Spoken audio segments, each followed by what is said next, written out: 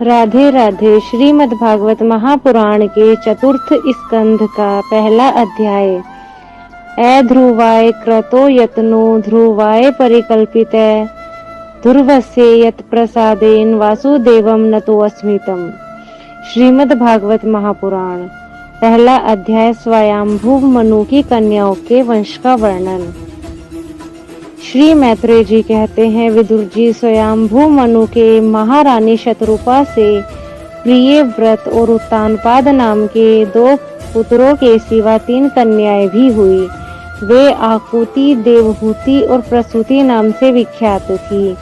आकुति का यद्यपि उसके 2 भाई थे, तो भी महारानी शतरूपा की अनुमति से उन्होंने रुचि प्रजापति के साथ पुत्रिका धर्म के अनुसार विवाह किया।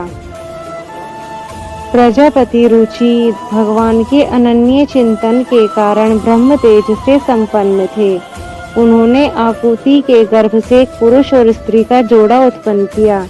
उनमें से जो पुरुष था वह साक्षात यज्ञ स्वरूपधारी भगवान श्री विष्णु थे, और जो स्त्री थी वह भगवान से कभी अलग न रहने वाली लक्ष्मी जी की अंश स्वरूपा दक्षिणा थी।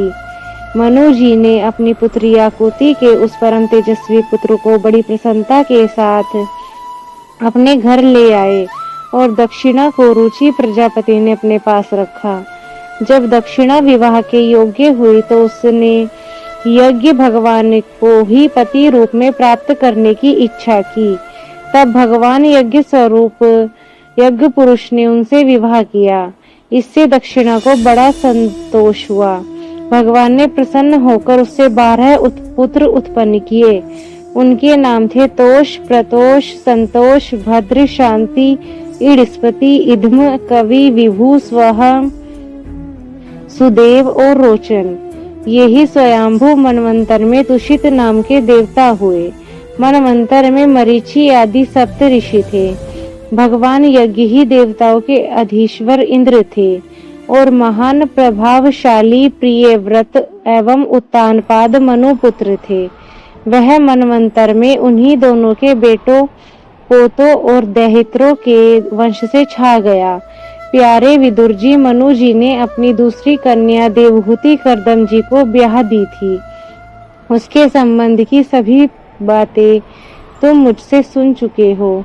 भगवान मनु ने अपनी तीसरी कन्या प्रसूति का विवाह ब्रह्मा जी के पुत्र दक्ष प्रजापति से किया। उसकी विशाल वंश परंपरा तो सारी त्रिलोकी में फैली हुई थी। मैं कर्दम जी की 9 कन्याओं का जो 9 ब्रह्म ऋषियों से ब्याही गई थी, पहले ही वर्णन कर चुका हूँ। अब उनकी वंश परंपरा का वर्णन करता हूँ, सुनो। मरीचि ऋषि की पत्नी कर्दम जी की बेटी कला से कश्यप और पूर्णिमा नामक 2 पुत्र उत्पन्न हुए, जिनके वंश से यह सारा जगत भरा हुआ है।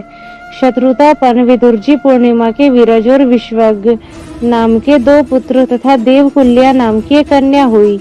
यही दूसरे जन्म में श्री हरि के चरणों के धोवन से देवनदी गंगा के रूप में प्रकट हुई। अत्रि की पत्नी अनुसुईया से दत्तात्रेय, दुर्वासा और चंद्रमा नाम के 3 परम यशस्वी उत्पन्न हुए। ये क्रमशः भगवान विष्णु, शंकर और ब्रह्मा के अंश से उत्पन्न हुए। विदुर जी ने पूछा, हे गुरु जी, कृपा करके यह बतलाइए कि जगत की उत्पत्ति, स्थिति और अंत करने वाले सर्वश्रेष्ठ देवों ने अत्रि मुनि के यहाँ क्या करने की इच्छा से अवतार लिया था। श्री मैत्रेय जी ने कहा, जब ब्रह्मा जी ने ब्रह्म ज्ञानियों में श्रेष्ठ महर्षि अत्रि को सृष्टि रचने के लिए आज्ञा दी, तब वे अपने सहधर्मिणी के सहित तप करने के लिए ऋक्ष नामक कुल पर्वत पर गए। वहां पलाश और अशोक के वृक्षों का एक विशाल वन था। उसके सभी वृक्ष फूलों के गुच्छे से लदे हुए थे तथा उसमें सब और निर्विंध्या नदी के जल की कलकल ध्वनि गूंजती रहती थी। उस वन में वे मुनि श्रेष्ठ प्राणायाम के द्वारा चित्त को वश में करके 100 वर्ष तक केवल वायु पीकर सर्दी गर्मी आदि द्वंद्वों की कुछ भी परवाह न कर एक ही पैर से खड़े रहे। उस समय वे मन ही मन यह प्रार्थना करते थे कि जो कोई संपूर्ण जगत के ईश्वर हैं, मैं उनकी शरण में हूँ। वे मुझे अपने समान संतान प्रदान करें। तब यह देखकर प्राणायाम रूपी ईंधन से प्रज्वलित हुआ त्रिमुनि का तेज उनके मस्तक से निकलकर तीनों लोकों को तपा रहा है। ब्रह्मा, विष्णु और महादेव तीनों जगतपति उनके आश्रम पर आए। उस समय अप्सरा, मुनि, गंधर्व, सिद्ध, विद्याधर और नाग उनका सुयश गा रहे थे। उन तीनों का एक ही साथ प्रादुर्भाव होने से अत्रि मुनि का अंतःकरण प्रकाशित हो उठा। उन्होंने एक पैर से खड़े खड़े ही उन देवों को देखा और फिर पृथ्वी पर दंड के समान लौटकर प्रणाम करने के अनंतर अघर्य पुष्प आदि पूजन की सामग्री हाथ में ली और उनकी पूजा की। वे तीनों अपने अपने वाहन हंस, गरुड़ और बैल पर चढ़े हुए थे तथा अपने कमंडलू, चक्र, त्रिशूल आदि चिन्हों से सुशोभित थे। उनकी आंखों से कृपा की वर्षा हो रही थी। उनके मुख पर मंद मंद हास्य की रेखा थी जिससे उनकी प्रसन्नता झलक रही थी। उनके तेज से चौंधियाकर मुनिवर ने अपनी आंखें मूंद ली। वे चित्त को उन्हीं की ओर लगाकर हाथ जोड़कर अति मधुर और सुंदर भाव वचनों में लोक में सबसे बड़े उन तीनों देवों की स्तुति करने लगे। अत्रि मुनि ने कहा, हे भगवान, प्रत्येक कल्प के आरंभ में जगत की उत्पत्ति, स्थिति और लय के लिए जो माया के सत्वादी तीनों गुणों का विभाग करके भिन्न भिन्न शरीर धारण करते हैं, वे ब्रह्मा, विष्णु और महादेव आप ही हैं। मैं आपको प्रणाम करता हूँ। कहिए, मैंने जिनको बुलाया था आप में से वे कौन महानुभाव हैं? क्योंकि मैंने तो संतान प्राप्ति की इच्छा से केवल एक सुरेश्वर भगवान का ही चिंतन किया था। फिर आप तीनों ने यहाँ पधारने की कृपा कैसे की? आप लोगों तक तो देहधारियों के मन की भी गति नहीं है, इसलिए मुझे बड़ा आश्चर्य हो रहा है। आप लोग कृपा करके मुझे इसका रहस्य बतलाइए। श्री मैत्रेय जी कहते हैं, समर्थ विदुर जी, अत्रि मुनि के वचन सुनकर वे तीनों देव हंसे और उनसे सुमधुर वाणी में कहने लगे। देवताओं ने कहा, हे ब्रह्मांड, तुम सत्य संकल्प हो, अतः तुमने जैसा संकल्प किया था वैसा ही होना चाहिए। उससे विपरीत कैसे हो सकता है? तुम जिस जगदीश्वर का ध्यान करते थे वह हम तीनों ही हैं। हे प्रिय महर्षि, तुम्हारा कल्याण हो। तुम्हारे यहाँ हमारे ही अंश स्वरूप 3 जगत विख्यात पुत्र उत्पन्न होंगे और तुम्हारे सुंदर यश का विस्तार करेंगे और उन्हें इस प्रकार अभिष्ट वर देकर तथा पति पत्नी दोनों से भली भांति पूजित होकर उनके देखते ही देखते वे तीनों सुरेश्वर अपने अपने लोकों को चले गए। ब्रह्मा जी के अंश से चंद्रमा, विष्णु के अंश से योगवेता दत्तात्रेय जी और महादेव जी के अंश से दुर्वासा ऋषि अत्रि के यहाँ पुत्र रूप में प्रकट हुए। अब अंगिरा ऋषि की संतानों का वर्णन सुनो। अंगिरा की पत्नी श्रद्धा ने सीनी वाली, कुहू, राका और अनुमति इन 4 कन्याओं को जन्म दिया।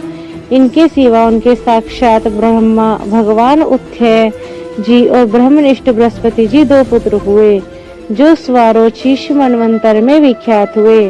पुलस्त्य जी के उनकी पत्नी हविर्भू से महर्षि अगस्त्य और महातपस्वी विशर्वा ये 2 पुत्र हुए। इनमें से अगस्त्य जी दूसरे जन्म में जठर अग्नि हुए। विशर्वा मुनि के इड विडा के गर्भ से यक्षराज कुबेर का जन्म हुआ और उनकी दूसरी पत्नी केशिनी से रावण, कुंभकर्ण और विभीषण उत्पन्न हुए। महामते महर्षि पुलह की स्त्री परम साध्वी गति से क्रम श्रेष्ठ वरियान सहिष्णु ये 3 पुत्र उत्पन्न हुए। इसी प्रकार क्रतु की पत्नी क्रिया ने ब्रह्म तेज से दैदीप्यमान वालखिल्य आदि 60,000 ऋषियों को जन्म दिया। शत्रुतापन विदुर जी, वशिष्ठ जी की पत्नी ऊर्जा, अरुंधति से चित्रकेतु आदि 7 विशुद्ध चित ब्रह्म ऋषियों का जन्म हुआ। उनके नाम चित्रकेतु, सुरोचि, विरजा, मित्र, पुलियन, वृषभाध्यानो और धूमान थे। इनके सिवा उनकी दूसरी पत्नी शक्ति आदि और भी कई पुत्र उत्पन्न हुए। अथर्वा मुनि की पत्नी चित्ती ने दध्यंग दधीची नामक एक तपोनिष्ठ पुत्र प्राप्त किया जिसका दूसरा नाम अश्वशिरा भी था। अब भृगु के वंश का वर्णन सुनो। महाभाग भृगु जी ने अपनी भार्या ख्याति से धाता और विधाता नामक 2 पुत्र तथा श्री नाम की एक भगवत परायण कन्या उत्पन्न की।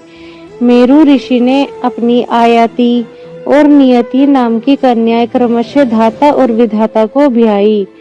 उनसे उनके मृकंड और प्राण नामक पुत्र हुए।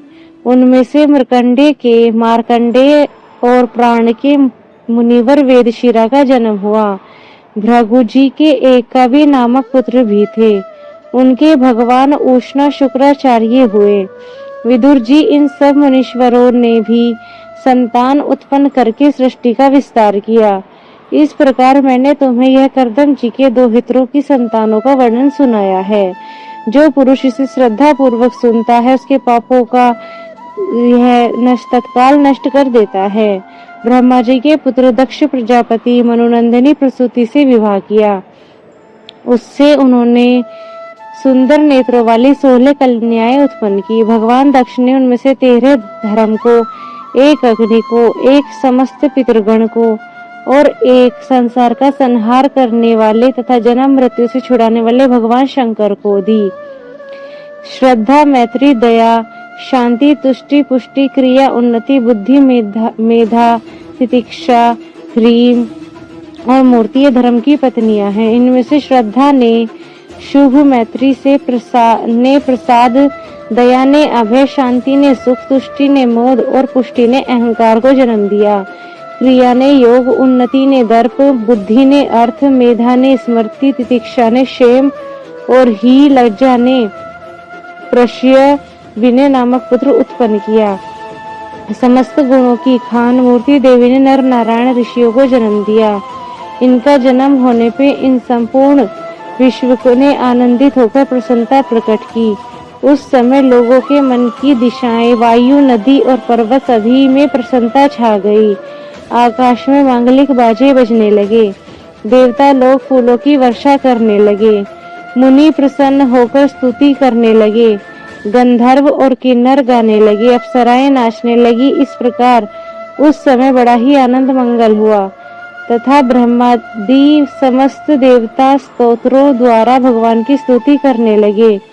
देवताओं ने कहा, जिस प्रकार आकाश में तरह तरह के रूपों की कल्पना कर ली जाती है, उसी प्रकार जिन्होंने अपनी माया के द्वारा अपने ही स्वरूप के अंदर इस संसार की रचना की है और अपने उस स्वरूप को प्रकाशित करने के लिए समय इस ऋषि विग्रह के साथ धर्म के घर में अपने आप को प्रकट किया है, उन परम पुरुष को हमारा नमस्कार है। जिनके तत्व का शास्त्र के आधार पर हम लोग केवल अनुमान ही करते हैं, प्रत्यक्ष नहीं कर पाते, उन्हीं भगवान ने देवताओं को संसार की मर्यादा में किसी प्रकार की गड़बड़ी न हो इसलिए सत्व गुण से उत्पन्न किया है। अब वे अपने करुणा में नेत्रों से जो समस्त शोभा और सौंदर्य के निवास स्थान निर्मल दिव्य कमल को भी नीचे दिखाने वाले हैं, हमारी ओर निहारे। प्यारे विदुर जी, प्रभु का साक्षात दर्शन पाकर देवताओं ने उनकी इस प्रकार स्तुति और पूजा की। तदनंतर भगवान नर नारायण दोनों गंधमादन पर्वत पर चले गए। भगवान श्री हरि के अंशभूत में नर नारायण ही इस समय पृथ्वी का भार उतारने के लिए यद कुल भूषण श्री कृष्ण और उन्हीं के सरीखे श्यामवर्ण कुरुकुल तिलक अर्जुन के रूप में अवतीर्ण हुए हैं। अग्निदेव की पत्नी स्वाहा ने अग्नि के ही अभिमानी पावक, पवनाम और शुचि ये 3 पुत्र उत्पन्न किए। ये तीनों ही हवन किए हुए पदार्थों का भक्षण करने वाले हैं। इन्हीं तीनों से 45 प्रकार के अग्नि और उत्पन्न हुए हैं। ये ही अपने 3 पिता और एक पितामह को साथ लेकर 49 अग्नि कहलाए। वेदज्ञ ब्राह्मण वैदिक यज्ञ कर्म जिन 49 अग्नियों के नामों से आग्नेय इष्टिया करते हैं वे ये ही हैं: अग्निष्ठात, बहिर्षद, सोमप, आज्यप। ये पितर हैं। इनमें साग्निक भी है और निरग्निक भी है। इन सब पितरों की पत्नी दक्ष कुमारी स्वधा है। इन पितरों से स्वधा के धारणी और वयुना नाम की 2 कन्याएं हुई। वे दोनों ही ज्ञान विज्ञान में पारंगत और ब्रह्म ज्ञान का उपदेश कराने वाली हैं। वे ब्रह्म ज्ञान का उपदेश कराती हैं। महादेव जी की पत्नी सती वे सब प्रकार से पतिदेव की सेवा में संलग्न रहने वाली है, किंतु अपने गुण और शील के अनुरूप उन्हें कोई पुत्र नहीं हुआ, क्योंकि सती के पिता दक्ष ने बिना किसी अपराध के भगवान शिव जी के प्रतिकूल आचरण किया। इसलिए सती ने युवावस्था में ही क्रोधवश योग के द्वारा स्वयं ही अपने शरीर का त्याग कर दिया था।